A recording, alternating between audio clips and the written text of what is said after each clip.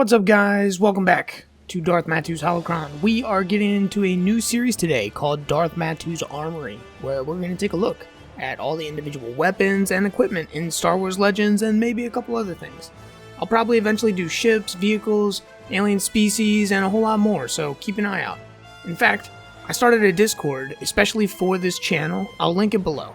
Hop in there and you can keep an eye on what I'm working on. And don't forget about the Praxeum. It's a Star Wars Legends community and also linked below. Check it out if you like to talk about Star Wars. Alright, with that out of the way, let's get it rolling. Our first subject is the infamous E-11, otherwise known as the Stormtrooper Blaster. It was first popularized in the original trilogy, but has since become iconic as the Blaster.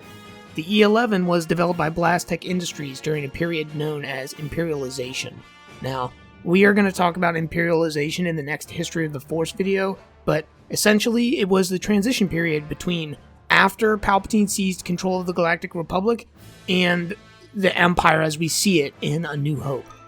The Sector Defense Forces were folded into the Imperial military directly, and the reconquest of the Rim began, a military campaign that was designed to crush remaining Separatist holdouts and rogue systems. The E-11 was released as the standard issue rifle for the Stormtrooper, based on the DC-15 rifle that the Clone Troopers had used during the Clone Wars.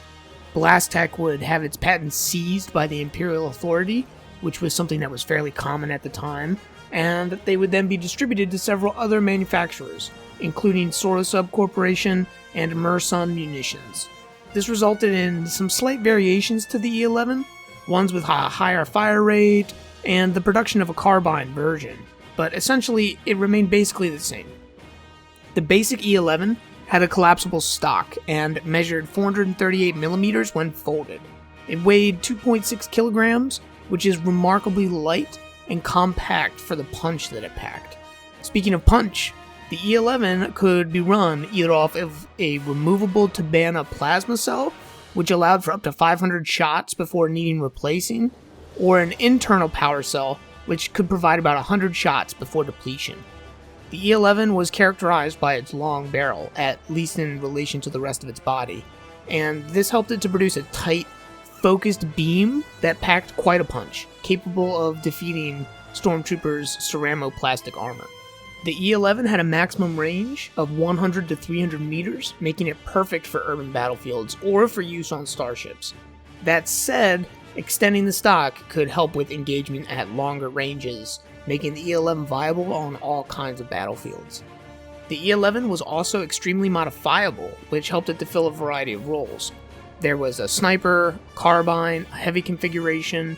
Each loadout came with different firing modes, like single fire, rapid fire, and stun. The stun mode converted the plasma reaction in the weapon into an electronic pulse that was designed to mess with the nervous systems of various species. The stun option could come in humanoid variation, but it also had settings for a variety of different alien life forms. The E-11 cost about 1,000 credits, but that price could vary depending on modification. The E-11 would serve as the model rifle for Imperial forces for years, and even after the Empire collapsed into the Imperial Remnant, the E-11 would continue to see service and production. It would also serve as the model for future weapons platforms when the Imperial Remnant transitioned to the Fel Empire. The E-11 wouldn't just see service with the Imperial military, however. Its versatility and ease of use and the high degree of modification made it a favorite among bounty hunters and system security forces, making it a pretty ubiquitous rifle, kind of akin to the AK-47 in the real world today. The E-11 would also serve as the basis for several competing lines of blasters, just like the AK-47 served as the basis for competing lines of rifle, but we'll get into them in their own videos. The E-11 itself was designed based around the real-life Sterling submachine gun.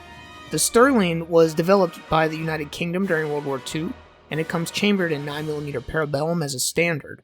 That said, there is a larger battle rifle variant that shoots 7.62x51 NATO rounds, but in either case, the weapon only has an effective range between 100 and 200 meters. I mean, it is a submachine gun after all. It can hold up to 50 rounds in a box magazine, and it also has a foldable stock, just like the E-11 does.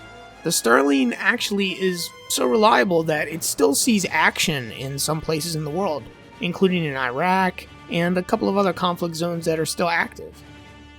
The E-11 became a galactic staple, mass-produced and spread across the mid and outer rim during the Imperial reconquest.